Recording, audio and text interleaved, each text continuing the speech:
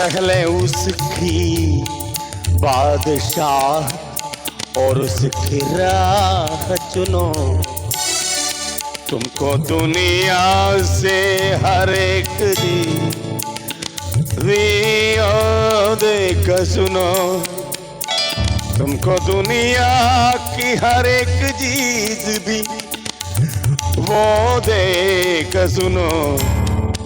वो जो कहता है करेगा, उसका वादा है करेगा। वो जो कहता है करेगा, उसका वादा है करेगा। उसका वादे पे एतबार करो, खुदा से प्यार करो, प्यार करो, प्यार करो, खुदा से प्यार करो, प्यार करो, प्यार करो, खुदा से प्यार करो, प्यार करो, प्यार करो।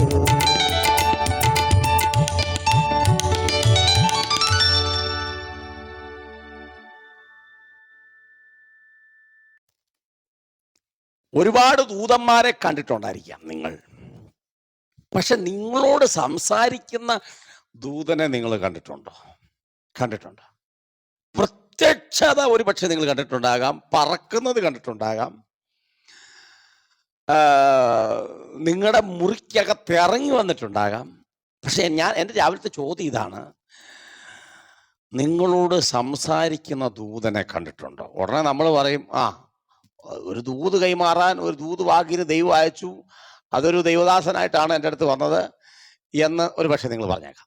ഞാൻ അതല്ല ചോദിച്ചത്. ഞാൻ ചോദിച്ചത്, നിങ്ങൾ ദൈവത്തിൻ്റെ ദൂതനെ കണ്ടിട്ടുണ്ടോന്നല്ല, സംസാരിക്കുന്ന ദൂതനെ കണ്ടിട്ടുണ്ടോ?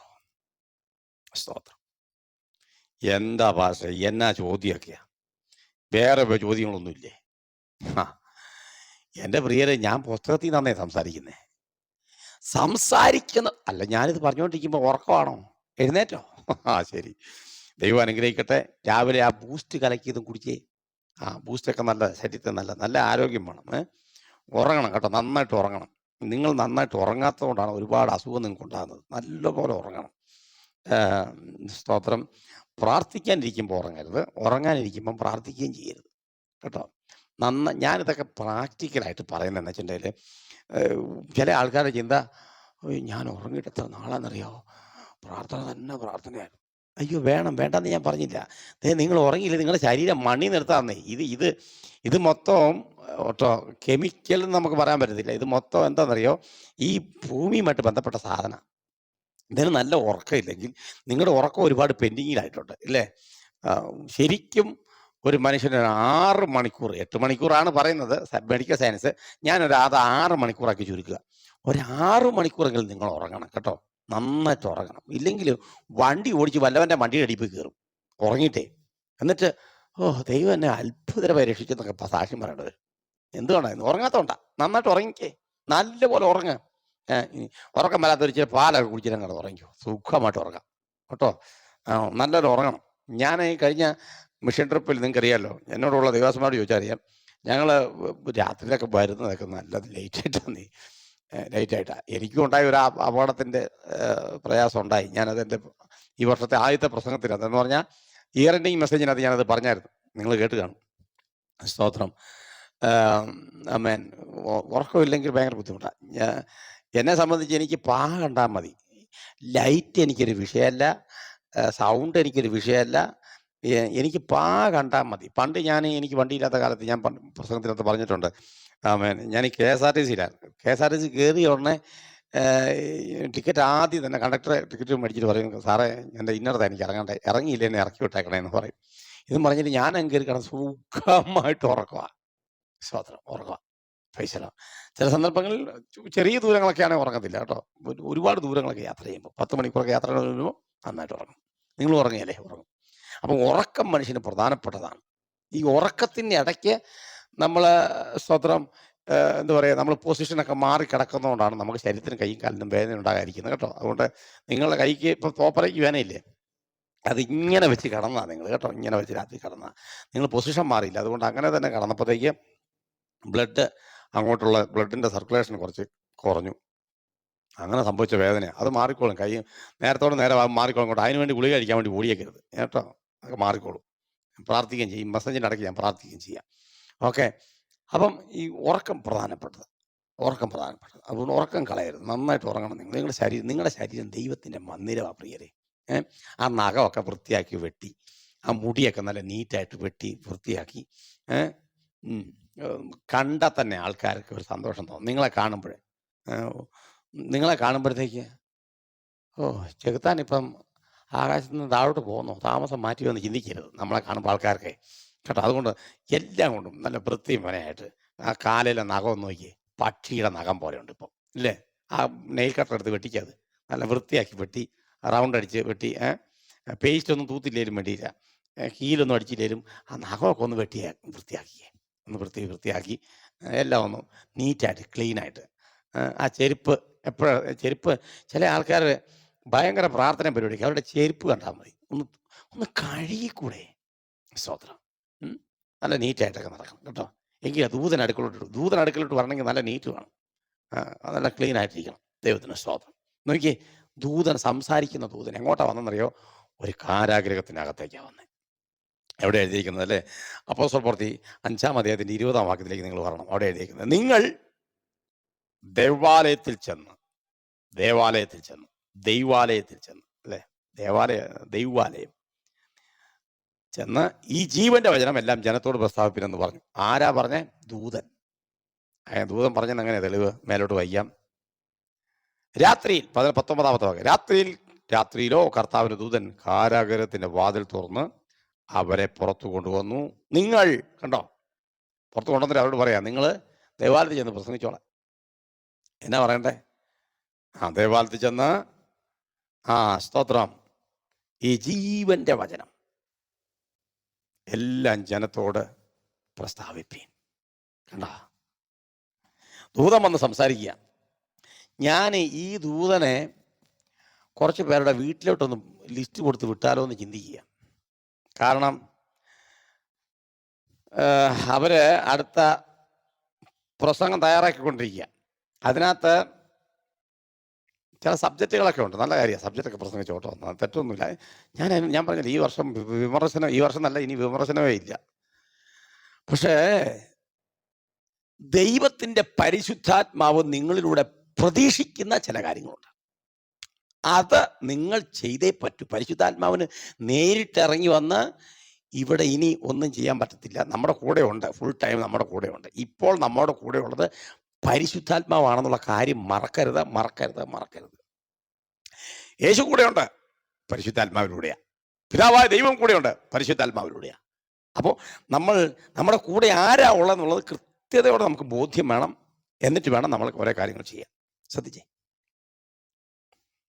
കാരാഗ്രഹത്തിനകത്തേക്ക് ഇറങ്ങി വരിക.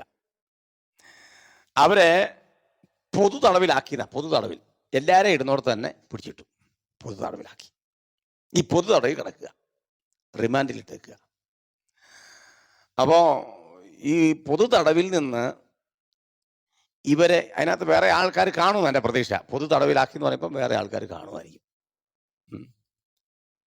പൊതുവായ ഒരു സ്ഥലത്ത് എല്ലാവരും ഇടുന്നോർത്ത് ഒരുമിച്ചിട്ട് എവരെ മാത്രം പുറത്തു കൊണ്ടുവന്നു. മറ്റുള്ളവരുടെ കാര്യമൊന്നും അവിടെ എഴുതിയിട്ടില്ല കേട്ടോ. അതുകൊണ്ട് ഒരുപക്ഷെ നമുക്ക് ഇവർ തന്നെ ഉള്ളതെന്ന് ചിന്തിക്കാം, കുഴപ്പമൊന്നുമില്ല. പക്ഷെ പൊതു തടവില. നിങ്ങൾ ഏതെങ്കിലും ഒരു സംസ്ഥാനത്ത് ജയിൽ കാലിയായി കിടക്കാമെന്ന് കേട്ടിട്ടുണ്ടോ? നിങ്ങൾ കേട്ടിട്ടുണ്ടോ? ജയിൽ കാലിയായി. സ്തോത്രം. നമ്മുടെ സംസ്ഥാനത്താണെങ്കിൽ ജയിലിൽ സ്ഥലമില്ലെന്നാണ് ഞാൻ കേട്ടത്. സ്ഥലമില്ല. അതുപോലെ കുറ്റവാളികളാണ്. എന്തെങ്കിലും കുറ്റവാളികളാണ്. കുറ്റവാളികൾ കൂടിക്കൊണ്ടിരിക്കുകയാണ്. ഇവിടെ നോക്കി, ഇവിടെ ഇതിനകത്ത് പൊതു തടവിലിട്ടേക്കുക. എന്നിട്ടോ രാത്രിയായപ്പോഴത്തേക്ക് ഈ ദൂതൻ എന്നാ അറിയോ? കാരാഗ്രഹ വാതിൽ തുറന്ന് അവരെ പുറത്തു കൊണ്ടുവന്നു.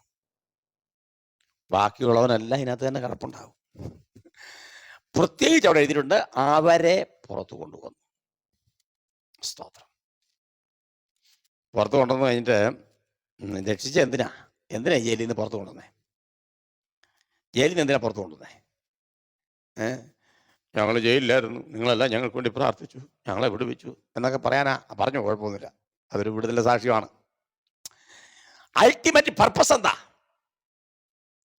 ദൂതൻ പുറത്തു കൊണ്ടുവന്നിട്ട് അവരോട് പറയുകയാണ്, ഈ ജീവന്റെ വചനം ജീവിപ്പിക്കുന്ന വചനം. സ്തോത്രം. എനിക്കത് പറയുമ്പോൾ എൻ്റെ ദേഹം കുളിര് പോരുക. സ്തോത്രം. ഈ ജീവന്റെ വചനം പ്രസംഗിക്കാൻ എന്നെ തെരഞ്ഞെടുത്ത ദൈവത്തിന് നന്ദി. സ്തോത്രം. ഈ ജീവന്റെ വചനം പ്രമാണിക്കാൻ എനിക്ക് ഭാഗ്യം നൽകിയ ദൈവത്തിന് സ്തോത്രം. ഞാൻ 5ാം ക്ലാസ്സിൽ പഠിക്കുന്ന സമയത്താണ് സ്നാനപ്പെട്ടത്. 5ാം ക്ലാസ്സിൽ പഠിക്കുന്ന സമയത്ത് പള്ളിത്തോട്ടിലുള്ള രാജു പാസ്റ്റർ വി വർഗീസ് അദ്ദേഹമാണ് സ്നാനപ്പെടുത്തി. അദ്ദേഹം ഇന്നും ജീവനോടെ ഉണ്ട് കേട്ടോ. കർത്താവിൻ്റെ പേരിൽ അദ്ദേഹം ആയിരിക്കുന്നുണ്ട്. ദൈവത്തിന് സ്തോത്രം. അദ്ദേഹം എന്നെ സ്നാനപ്പെടുത്തി. ഞാൻ അന്ന് 5ാം ക്ലാസ്സിൽ പഠിക്കുക. 10 വയസ്സേ എനിക്കുള്ളൂ. എൻ്റെ മകള് ഈ കഴിഞ്ഞ ന്യൂ ഇയറിന് അന്ന് രാവിലെ അവൾക്ക് 11 വയസ്സേ ഉള്ളൂ. 7ാം ക്ലാസ്സിൽ പഠിക്കുക.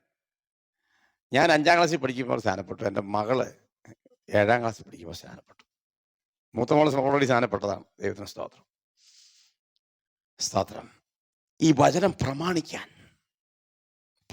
കൽപ്പന പ്രമാണിക്കാൻ, ഈ ജീവന്റെ വചനം കയ്യിലെടുക്കാൻ, സ്തോത്രം, ജീവിപ്പിക്കുന്ന വചനം കയ്യിലെടുക്കാൻ ദൈവം തന്ന ഭാഗ്യത്തെ ഓർത്ത് ഞാൻ ദൈവത്തിന് സ്തോത്രം ചെയ്യുക.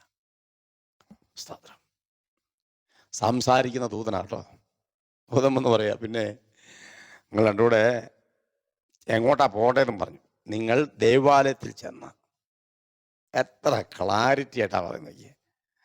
നിങ്ങൾ ദേവാലയത്തിൽ ചെന്നിട്ട് ഈ ജീവന്റെ വചനം ജനങ്ങളോട് സംസാരിക്കണം. ഇതാണ് നമ്മെ ദൈവം ഏൽപ്പിച്ചിരിക്കുന്നത്. ഈ ജീവന്റെ വചനം ഇത് ജീവനുള്ളതാണ്. ഇരുവായ്ത്തലുള്ള ഏതു വാളിനേക്കാളും മൂർച്ചയുള്ളത്. പ്രാണനെയും ആത്മാവിനെയും സന്ധി മജ്ജകളെ വരെ വേർവിടുവിക്കും വരെ തുളച്ചിരുന്നത്. സ്തോത്രം. ഇത് ആ പാറയെ തകർക്കുന്ന ചുറ്റിക. സ്തോത്രം. എന്നെ കേൾക്കുന്ന ദൈവമക്കളെ, ഇതാണ് നിങ്ങളെ ഏൽപ്പിച്ചേക്കുന്നത്. പാറയെ തകർക്കുന്ന ചുറ്റിക. സ്തോത്രം. ഈ ജീവന്റെ വചനം നിങ്ങൾ അവിടെ ചെന്നിട്ട് നാട്ടുകാരോട് പറയാനാ പറഞ്ഞത്. ജനങ്ങളോട്, അങ്ങനെയല്ല എഴുതിയേക്കുന്നത്, ജനത്തോട് പ്രസ്താവിപ്പി. ഇന്ന് രാവിലെ ഈ ജീവന്റെ വചനം പരസ്യയോഗങ്ങളിലൂടെ, ട്രാക്ട് ഡിസ്ട്രിബ്യൂഷനിലൂടെ, സോഷ്യൽ മീഡിയയുടെ ഏതെങ്കിലും ചാനലിലൂടെയൊക്കെ ഈ ജീവന്റെ വചനം ഘോഷിക്കുന്നവർക്കായി ഞാൻ ദൈവത്തിന് സ്തോത്രം ചെയ്യുന്നു. ഒരു മഹാദൗത്യം ദൈവം നിങ്ങളെ ഇവനെ ഏൽപ്പിച്ചിരിക്കുക. ജീവന്റെ വചനം പ്രസ്താവിക്കുക. ഞാൻ ഈ ദിവസങ്ങളിൽ കർത്താവിന് പറഞ്ഞ, കർത്താവ് ഒരുപാട് ദൂതന്മാർ അവിടെ ഉണ്ടല്ലോ. ഇവിടെ ഒരുപാട് പേര് ഇവിടെയുണ്ട്, ദൂതന്മാരല്ല. എവരുടെയൊക്കെ അടുക്കലേക്ക് ദൂതന്മാരൊന്ന് ചെന്ന് എന്തെങ്കിലുമൊക്കെ ഒന്ന് പറയട്ടെ. കർത്താവേ, ഈ ദൂതന്മാരൊക്കെ എവിടെയിലേക്ക് ഇറങ്ങിച്ചെന്ന് തനിക്കായി കാത്തു നിൽക്കുന്നവരോട് ഉള്ള സന്ദേശം അറിയിക്കട്ടെ. അവരുമായിട്ട് സംഭാഷണം നടത്തട്ടെ. ഈ ആദ്യ നൂറ്റാണ്ടിൽ മാത്രം പോരാ, ഈ അവസാന നൂറ്റാണ്ടിലും, അങ്ങനെ ഞാൻ പറയാം, ഈ അവസാന നൂറ്റാണ്ടിലും ദൂതന്മാരുടെ ഒരു പ്രത്യക്ഷത മാത്രമല്ല, ദൂതന്മാരോട് കമ്മ്യൂണിക്കേറ്റ് ചെയ്യുന്ന ശുശ്രൂഷകന്മാരെയും ദൈവം എഴുന്നേൽപ്പിക്കണം. ഞാൻ ശുശ്രൂഷകന്മാരെന്ന് പറഞ്ഞതേ ഉള്ളൂ, ദൈവമക്കൾ എല്ലാവരും എഴുന്നേൽപ്പിക്കണം. സ്തോത്രം. നിങ്ങൾക്കൊരു പിണക്കം വേണ്ട, അതുകൊണ്ടാണ് നിങ്ങളുടെ ഇടയ്ക്കലും ദൂതം വരട്ടെ. സ്തോത്രം. നിങ്ങളുടെ ഇടയ്ക്കലും ദൂതം വരട്ടെ. നിങ്ങൾ ഏത് രാജ്യത്തായിക്കോട്ടെ, ദൂതന് വിസായും വേണ്ട, എന്താ പറയുക, ഇതൊന്നും വേണ്ട. ഞാൻ ഈ സൂമിൻ്റെ കാലത്തെ, സൂം മീറ്റിങ്ങിൻ്റെ കാലത്ത് ഞാൻ നേരത്തെ ഈ സൂം മീറ്റിങ്ങിൻ്റെ സാധനമൊക്കെ മേടിച്ച് വെച്ചായിരുന്നു. അപ്പം ഈ സൂമിൻ്റെ കാലത്ത് എനിക്കറിയാൻ പറ്റില്ല, 40-ലധികം രാജ്യങ്ങളിൽ ഞാൻ ശുശ്രൂഷിച്ചു, അല്ലേ? 40-ലധികം രാജ്യങ്ങളിൽ ഞാൻ ശുശ്രൂഷിക്കാനിടയായി സൂം മീറ്റിങ്ങിലൂടെ. എനിക്ക് പാസ്പോർട്ടും വേണ്ടി വന്നില്ല, വിസയും വേണ്ടി വന്നില്ല, ഒന്നും വേണ്ടി വന്നില്ല. ഉണ്ടോ? അതുകൊണ്ട് ദൂതന് എങ്ങോട്ട് പോകാനും ഒന്നും വേണ്ട, വിസയും വേണ്ട, ഒന്നും വേണ്ട. സ്തോത്രം. നിങ്ങളുടെ വീട്ടിലേക്ക് വരാൻ ദൈവം തൻ്റെ ദൂതനെ അയക്കട്ടെ. ദൂതുവാഹിയായിട്ട് കർത്താവ് എന്നെ അയക്കണമേ എന്ന് പ്രാർത്ഥിച്ചു, കുഴപ്പമൊന്നുമില്ല, തെറ്റൊന്നുമില്ല. പക്ഷെ ഒരു ദൂതം വന്നോട്ടെ, എന്നെ ബുദ്ധിമുട്ട്, ദൂതം വന്നോട്ടെ. രാവിലെ മേരിക്കുട്ടി തുണി അലക്കിക്കൊണ്ടിരിക്കുക, ഒരു ദൂതം വന്നിട്ട് പറയുക, മേരിക്കുട്ടി തുണി അലക്കി കഴിഞ്ഞോ? ശരി, ഇത് തുണി അലക്കിയിട്ട് കഴിഞ്ഞിട്ട് അവിടെ ഉപവാസ പ്രാർത്ഥന നടക്കുന്നുണ്ട്, അങ്ങോട്ട് പോക്കോട്ടോ. ഞാൻ അവിടെ ചെല്ലുമ്പം ഏലിയാമ്മയുടെ കാര്യം നിന്നോട് പറയാം, അത് നീ അങ്ങ് പറഞ്ഞേക്കണം അവരോട് എന്നൊരു ശബ്ദം കേട്ടാൽ നിങ്ങൾക്ക് ബുദ്ധിമുട്ട് വല്ലതും ഉണ്ടോ? അതോ ഈ പായ ഇരിക്കുമ്പോൾ മാത്രം ദൂതം വന്നാൽ മതി എന്ന് ചിന്തിക്കുകയാണോ? സാധനം. നിങ്ങൾ നടക്കുന്ന വഴിയിൽ, നിങ്ങൾ പോകുന്ന പാതയിൽ, നിങ്ങൾ സഞ്ചരിക്കുന്ന വേളയിൽ, നിങ്ങൾ ജോലി ചെയ്യുന്നിടത്ത് ആ ദൈവത്തിൻ്റെ സ്പർശനം ഉണ്ടാകട്ടെ. പ്രാർത്ഥിക്കാം. നല്ല ദൈവമേ, സ്വർഗീയ പിതാവേ, അവിടുത്തെ പുത്രൻ രക്ഷിതാവായ യേശു ക്രിസ്തുവിന്റെ നാമത്തിൽ ഒരുമിച്ച് ഞങ്ങൾ ഈ പ്രിയപ്പെട്ടവർക്ക് വേണ്ടി പ്രാർത്ഥിക്കുകയാണ്. ദൈവത്തെ അനുഗ്രഹിക്കണമേ, ഇവിടെ ആവശ്യം കൊടുത്ത് സഹായിക്കണം. എല്ലാ പോരുകളെയും ശാസിക്കുന്നു. അന്ധകാര മണ്ഡലങ്ങൾ മാറട്ടെ, ദുഷ്ടന്റെ പോരുകൾ മാറട്ടെ, ദൈവത്തിന്റെ കൃപ വ്യാപരിക്കാനിടയാക്കണമെന്ന് പ്രാർത്ഥിക്കും. തങ്കലേഖാഗ്രജിത്തന്മാരായിരിക്കുന്നവർ തന്നെ താൻ ബലവാനെന്ന് കാണിക്കുന്ന ദൈവം കർത്താവർക്ക് വേണ്ടി വൻകാര്യങ്ങൾ ചെയ്യുന്നവർക്ക് സ്തോത്രം. കൃപ ചെയ്തട്ടെ, ബലപ്പെടുത്തണം. പ്രാർത്ഥനയുടെ നന്ദി യേശു ക്രിസ്തുവിന്റെ നാമത്തിൽ തന്നെ. ആമേൻ, ആമേൻ, ആമേൻ.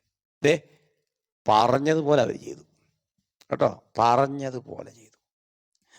ദൂതൻ എന്ന് പറഞ്ഞിട്ട് ഒരുപക്ഷെ ദൂതൻ മാഞ്ഞു പോയി കാണും, ഇല്ലേ? ദൂതന്മാരുടെ ശരീരം എന്ന് പറഞ്ഞാൽ ആത്മശരീരം, അവരുടെ എന്താ പറയുക, യേശു ക്രിസ്തുവിൻ്റെ ശരീരമാണ് അവർക്ക് എന്ന് പറഞ്ഞാൽ രൂപാന്തരപ്പെട്ട ശരീരം. ദൂതന്മാർ അതാണ്.